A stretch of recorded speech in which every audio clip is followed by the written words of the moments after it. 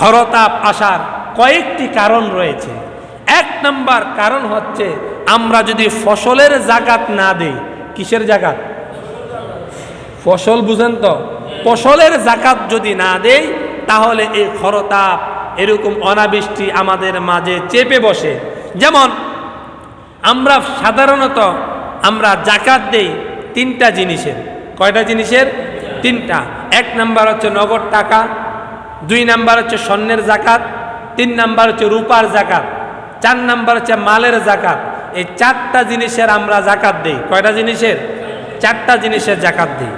কিন্তু আমরা অনেকেই উসর এই ফসলের জাকাত এটা আমরা দিতে চাই না। এই মাসালাও দেখছি অনেক আলেমও জানে না। এই মাসালাও অনেক আলেমও জানে না।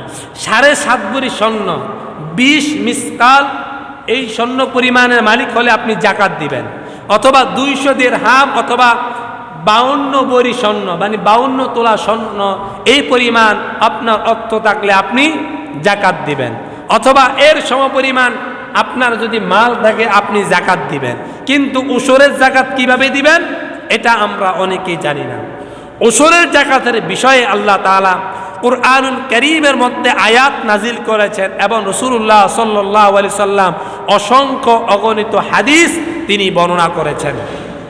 উসরের জাকাত হচ্ছে আপনার যদি পশু থাকে পশু, তাহলে আপনার 40টি ছাগলের মধ্য থেকে একটা ছাগল আপনি কি দিবেন? জাকাতের মাল সদকা করে দিবেন। আপনার যদি 30টি গরু থাকে, যেমন সামনে কুরবানির ঈদ আসতেছে, অনেক খামারি আছে তার 30টা 40টা গরু আছে না নাই? আছে।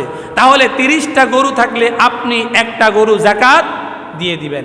এরকম 25টা উট থাকলে, যেহেতু আমাদের দেশে উট নাই, আমাদের এটা প্রচলনও নাই, আপনি 25টা উট থাকলে আপনি জাকাত দিবেন।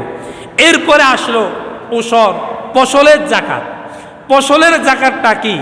ফসলের জাকাত হচ্ছে আমরা জমিন থেকে যেই জিনিসগুলো উৎপাদন করি, আমরা ধান উৎপাদন করি, ভুট্টা উৎপাদন করি, গম উৎপাদন করি, এরকম যেই যে ফসল আছে এই ফসলগুলোর জাকাত দেওয়া। রাসূলুল্লাহ সাল্লাল্লাহু আলাইহি সাল্লামের সাহাবীরা তারা মৌমাছির ব্যবসা করতেন। কিসের ব্যবসা? আমাদের দেশে মধু চাষ করে না, এই যে পাহাড়ের মধ্যে তারা মৌচাকের চাষ করতেন, এরও তিনি জাকাত দিতেন। সুবহানাল্লাহ বলবেন না? কোথায় চাষ করতেন? পাহাড়ের মধ্যে মৌমাছি এই মধুর চাষ করতেন, এগুলোরও তারা জাকাত দিতেন। কিন্তু আজ দেখা যায় আমাদের ফসলের জাকাতের বিষয়ে আমরা অনভিজ্ঞ, আমরা এই ফসলের জাকাত দিতে চাই না। যেই সমাজের মধ্যে ফসলের জাকাত উঠে যাবে, উসর উঠে যাবে, ওই গ্রাম, ওই মহল্লায়, ওই দেশের মধ্যে আল্লাহ রাব্বুল আলামিন এরকম অনাবৃষ্টি চাপিয়ে দিবে। এখন উসর আমরা কিভাবে দিব? কি পরিমাণ সম্পদ থাকলে আমাদেরকে ওসর দিতে হবে? এক কথায় এক বাক্যে মনে রাখবেন, আপনার যদি 18 মণ 30 কেজি, কত মণ? 18 মণ 30 কেজি আপনার যদি কোনো মাল থেকে থাকে, সেটা হোক ধান, সেটা হোক ভুট্টা, সেটা হোক গম, সেটা যাই কিছু হোক না কেন, তাহলে আপনি 1 মণ জাকাত দিবেন। কয় মণ? 1 মণ। যদি সেটা আপনি, এখানে দুইটা বিষয়, আপনার উপরে 18 মণ 30 কেজি যদি মাল আপনার কাছে আসে, তাহলে আপনার উপর জাকাত ফরজ, ওসরের জাকাত আপনার উপর ফরজ। এখন এটা কিভাবে দিবেন? যদি এটা হয়ে যায় বৃষ্টির পানি দ্বারা ফসল উৎপাদন হয়, আমরা বর্ষাকালে ধান উৎপাদন করি না, সেটা কি আমরা স্কিমের পানি দিয়ে করি না বৃষ্টির পানি দিয়ে? বৃষ্টির পানি দিয়ে যদি আমরা ফসল উৎপাদন করি, তাহলে 10 মণে 1 মণ, 20 মণে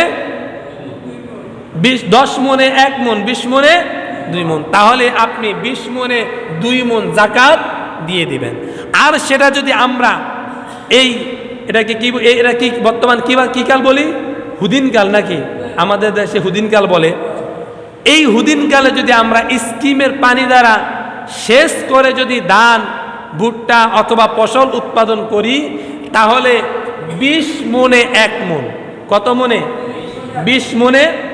যদি আমরা সেচ দ্বারা পানি দিয়ে যদি আমরা ফসল উৎপাদন করি, মেশিনের পানি দিয়ে, মেশিন পানি দিতে হলে তেল খরচ আছে না, স্কিমের একটা বিল আছে না, এরকম যদি আমরা ফসল উৎপাদন করি তাহলে 20 মণে 1 মণ। আর যদি আকাশের বৃষ্টির পানি দ্বারা আমরা ফসল উৎপাদন করি তাহলে 20 মণে কয় মণ? 2 মণ। এই উসুরের যাকাত যদি আমরা না দেই তাহলে আমাদের উপর এরকম ভাবে আল্লাহ রাব্বুল আলামিনের গজব নেমে আসবে, আল্লাহর রহমত থেকে আমরা বঞ্চিত হব, আর আল্লাহ রাব্বুল আলামিন আমাদেরকে অনাবৃষ্টি দিবে। এই জন্য আমাদের যাদের ওসর ফসলের যাকাত ফরজ হয়েছে, যাকাত মালকে বৃদ্ধি করে, বৃদ্ধি পেয়ে দেয়। এই জন্য আমাদের যাদের ওসরের যাকাত রয়েছে, যাকাত ফরজ হয়েছে, আমরা ওসরের যাকাত আদায় করব ইনশাআল্লাহ।